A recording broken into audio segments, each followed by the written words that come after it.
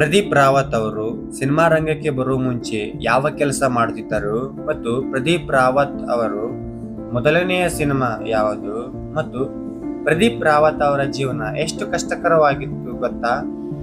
ಇನ್ನು ಪ್ರದೀಪ್ ರಾವತ್ ಅವರ ಬಗ್ಗೆ ಹಲವಾರು ಮಾಹಿತಿಗಳನ್ನು ತಿಳಿಸಿಕೊಡುತ್ತೇನೆ ಈ ವಿಡಿಯೋದಲ್ಲಿ.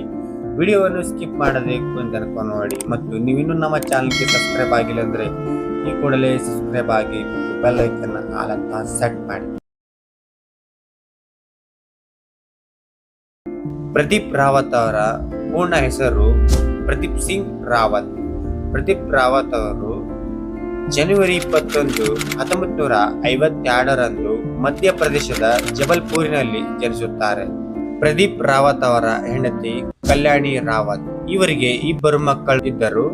ಮಕ್ಕಳ ಹೆಸರು ವಿಕ್ರಮ್ ರಾವತ್ ಮತ್ತು ಸಿಂಗ್ ರಾವತ್. ಪ್ರದೀಪ್ ರಾವತ್ ಅವರು ಸಿನಿಮಾ ರಂಗಕ್ಕೆ ಬರುವ ಮುಂಚೆ ಬ್ಯಾಂಕಿನಲ್ಲಿ UCO ಬ್ಯಾಂಕ್ ಶಾಖೆಯಲ್ಲಿ ಕೆಲಸ ಮಾಡುತ್ತಿದ್ದರು. ಬ್ಯಾಂಕ್ ಕೆಲಸದಲ್ಲಿ ಇದ್ದಾಗಲೇ ಅವರಿಗೆ ನಟನೆಯಲ್ಲಿ ಆಸಕ್ತಿ ಮೂಡಿತ್ತು. ನಂತರ ಅವರು ಮುಂಬೈಗೆ ಬಂದು 1985ರಲ್ಲಿ ಮೇರಿ ಜಂಗ್ ಚಿತ್ರದ ಮೂಲಕ ಬಾಲಿವುಡ್ಗೆ ಪ್ರವೇಶ ಪಡೆದರು. ಇದು ಇವರ ಮೊದಲನೆಯ ಸಿನಿಮಾವಾಗಿದೆ. ಹೀಗೆ ಪ್ರದೀಪ್ ರಾವತ್ ಅವರಿಗೆ ಸಾಲಾಗಿ ಸಿನಿಮಾಗಳಲ್ಲಿ ಅವಕಾಶ ಸಿಗಲು ಪ್ರಾರಂಭವಾದವು. ಪ್ರದೀಪ್ ರಾವತ್ ಅವರು 1988ರಲ್ಲಿ BR ಚೋಪ್ರಾ ಅವರ ಮಹಾಭಾರತದಲ್ಲಿ ಅಶ್ವತ್ಥಾಮ ಪಾತ್ರದ ಮೂಲಕ ಮನೆ ಮಾತಾದರು.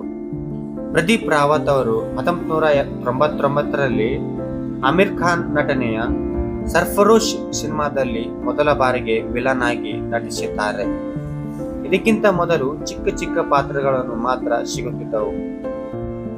ಪ್ರದೀಪ್ ರಾವತ್ ಅವರು ವಿಲನ್ ಆಗಿ ನಟಿಸಿದ ನಂತರ ಅವರಿಗೆ ದಕ್ಷಿಣ ಭಾರತದಲ್ಲಿ ಅವಕಾಶ ಸಿಗಲು ಶುರುವಾದವು.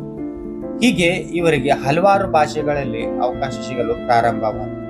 ಪ್ರದೀಪ್ ರಾವತ್ ಅವರು ಹಲವಾರು ಭಾಷೆಗಳಲ್ಲಿ ನಟಿಸಿದ್ದಾರೆ.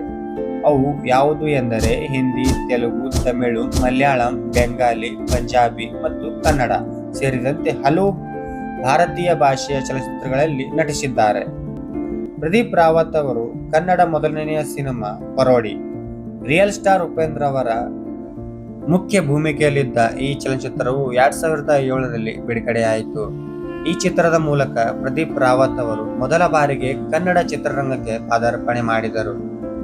ಹೀಗೆ ಪ್ರದೀಪ್ ರಾವತ್ ಅವರು ಕನ್ನಡ ಸಿನಿಮಾಗಳಲ್ಲಿ ಗಜ, ಬಚ್ಚನ್, ಎಲೆಕ್ಷನ್, ಲಕ್ಷ್ಮಣ ಹೀಗೆ ಮುಂತಾದ ಸಿನಿಮಾಗಳಲ್ಲಿ ಪ್ರದೀಪ್ ರಾವತ್ ಅವರು ನಟಿಸಿದ್ದಾರೆ.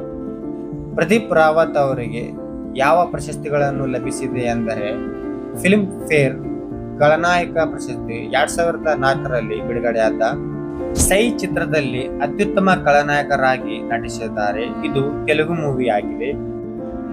ಪ್ರದೀಪ್ ರಾವತ್ ಅವರಿಗೆ ಬ್ಲಡ್ ಕ್ಯಾನ್ಸರ್ ಇತ್ತು. ಪ್ರದೀಪ್ ರಾವತ್ ಅವರು ಕಳೆದ 5 ವರ್ಷಗಳಿಂದ ಬ್ಲಡ್ ಕ್ಯಾನ್ಸರ್ನೊಂದಿಗೆ ಹೋರಾಡುತ್ತಿದ್ದರು. ಆದರೆ ನಡುವೆ ಅವರು ಗುಣಮುಖರಾಗಿದ್ದರೂ ಸಹ ಕೆಲವು ತಿಂಗಳ ಹಿಂದೆ ಬ್ಲಡ್ ಕ್ಯಾನ್ಸರ್ ಮತ್ತೆ ಮರಳಿತು. ಅವರ ಮ್ಯಾನೇಜರ್ ತಿಳಿಸಿದ ಪ್ರಕಾರ ಕೊನೆಯ ದಿನಗಳಲ್ಲಿ ಅವರ ದೇಹದಲ್ಲಿ ಪ್ಲೇಟ್ಲೆಟ್ಗಳ ಸಂಖ್ಯೆ ತೀವ್ರವಾಗಿ ಕುಸಿತಗೊಂಡಿದ್ದರಿಂದ ಚಿಕಿತ್ಸೆ ಫಲಕಾರಿಯಾಗದೆ ಅವರು ಕೋಕಿಲಾಬೇನ್ ಧೀರುಭಾಯಿ ಅಂಬಾನಿ ಆಸ್ಪತ್ರೆಯಲ್ಲಿ 4 ಆಗಸ್ಟ್ 2026ರಂದು ನಿಧನರಾದರು. ಇದುವೇ ಪ್ರದೀಪ್ ರಾವತ್ ಅವರ ಜೀವನದ ಚರಿತ್ರೆ ಆಗಿದೆ. ಮತ್ತೆ ಮುಂದಿನ ವಿಡಿಯೋಗೆ ಸಿಗೋಣ. ನಮಸ್ಕಾರ.